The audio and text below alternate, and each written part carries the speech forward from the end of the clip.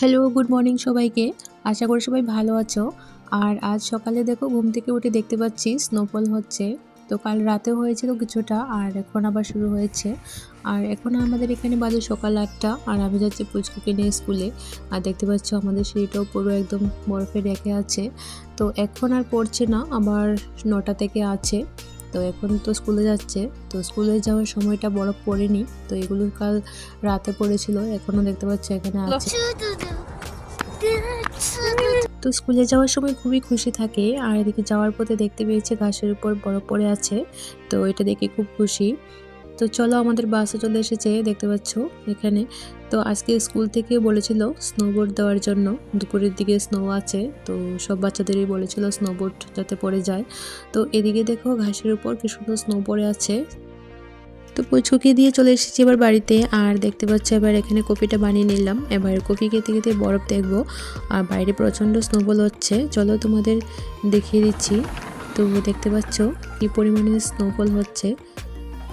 তো সকালের দিকে এতটা পড়েনি আর দেখতে পাচ্ছ এখন প্রচণ্ড পরিমাণে স্নোফল হচ্ছে।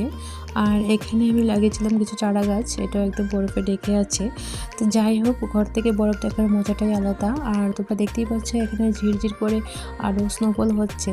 তো যখনই বরফ পড়ে আমারও মনটা খুব ভালো হয়ে যায়। আর আমার রান্নাবান্না কাজ করতে কিছুই ভালো লাগে না, তো সারাদিন বাইরের দিকে তাকিয়ে থাকি। আর গত বছর অক্টোবরে স্নো পড়েছিল প্রথম স্নো, আর এবার নভেম্বরে পড়েছে, অনেকটাই দেরি হয়েছে।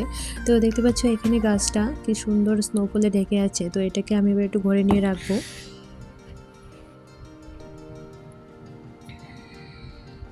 আর এদিকে দেখো বরফ জমার সঙ্গে সঙ্গে গাড়ি এসে আবার বরফটা ক্লিন করে যায়, যাতে গাড়ি নিয়ে বেরোতে কারো অসুবিধা না হয়।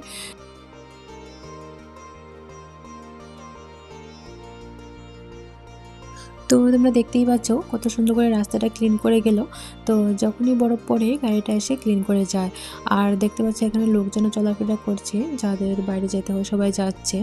তো চলো এবার বরফ দেখে দেখে আমিও আমার রান্নাবান্নাটা কমপ্লিট করে নিয়েছি। আর আজ রান্না করতে অনেকটা দেরি হয়ে গেছে।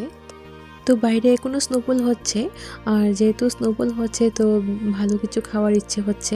তো আজকে ভাবলাম বানাবো এখানে রসমালাই জন্য। এখানে দেখতে পাচ্ছ ছানাটাকে ড্র করে রেখে দিয়েছি, কিন্তু আমি করিনি, তার জন্য আমি ডেকেছি আরেকজনকে।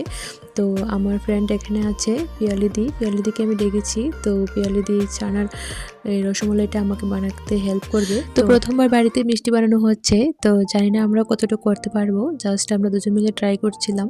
তো এখন তো বাইরে প্রচণ্ড ঠান্ডা আর বাইরে যাওয়া যায় না, তাই ঘরে বসেই আমরা এরকম কিছু করতে থাকি। তো আমি চলে এসেছি রান্নাঘরে আর এদিকে বসিয়ে দিয়েছি আমি দুধ। আর দুধটাকে ফুটিয়ে আমি এখানে একটা ক্ষীর তৈরি করে নেব। আর এদিকে দেখো এখানে মিষ্টির জন্য শিরাটা তৈরি করা হচ্ছে। আর ফাইনালি আমাদের মিষ্টিগুলো রেডি হয়ে গেল, এবার আমরা এগুলো শিরা ঢেলে দেব। তো চলো তোমরাও দেখতে থাকো।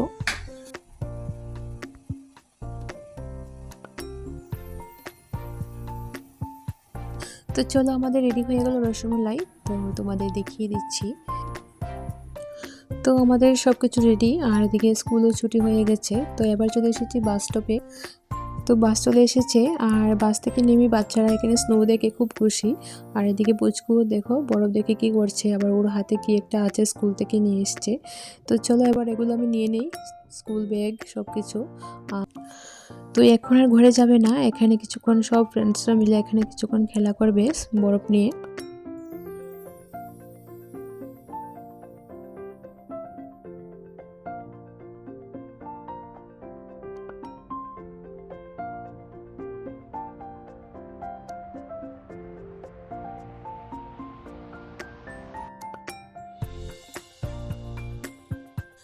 তো দেখতে পাচ্ছ বাচ্চারা এখানে খেলাধুলা শুরু করে দিয়েছে, বাড়িতে যাওয়ার নাম কারণ নেই।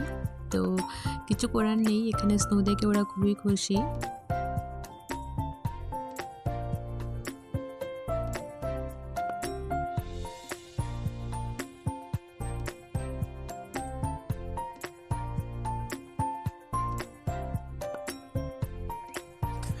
তো বাড়িতে এসে খেয়ে দিয়ে তারপরে শুরু হলো আবার দুজনে মিলে খেলা। দেখতে পাচ্ছ এখানে দুজন মিলে ঘরেই লাইব্রেরি বানিয়েছে, খেলছে।